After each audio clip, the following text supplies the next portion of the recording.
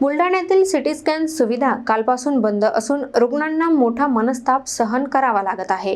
कंत्राट घेतलेल्या खासगी कंपनीचे 43 कोटी रुपये थकल्याने खामगाव, शेगाव आणि बुलढाणा येथे सिटी स्कॅन ठप्प झाले, तर MRI 6 महिन्यांपासून परवानगी अभावी बंद आहे।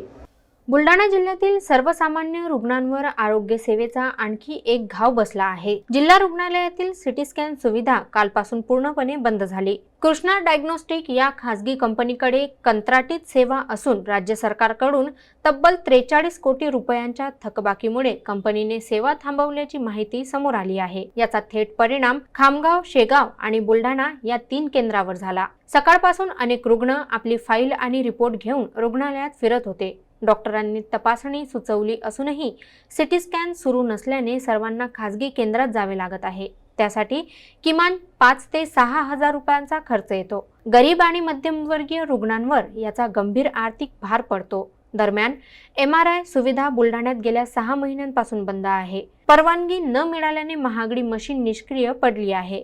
सोनोग्राफी सेंटरला देखील याचा परिणाम सहन करावा लागत असल्याने रुग्णांना दूरवरची धाव घ्यावी लागत आहे। रुग्ण आणि नातेवाईकांमध्ये संताप व्यक्त होत आहे। ह्याला आरोग्य सेवा म्हणायची का असा प्रश्न विचारला जात आहे। तातडीने निधी उपलब्ध करून सुविधा सुरू कराव्यात अशी मागणी जिल्ह्यातून जोर धरत आहे। पण त्याच्यामध्ये साहेब तसे त्याने लेटर दिलेलं आहे, तरी लवकरात लवकर आम्ही बोलून वरती संबंध साधून लवकरात लवकर सुरू करू।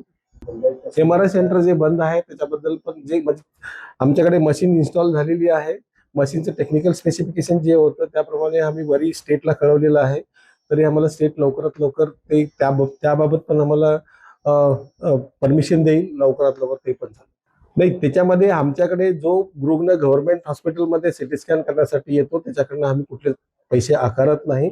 जर एखादा रुग्ण प्रायव्हेट मधून आलेला असेल तर ते नियमानुसार जे काही ते नियमानुसार कार्यवाही केली जाते।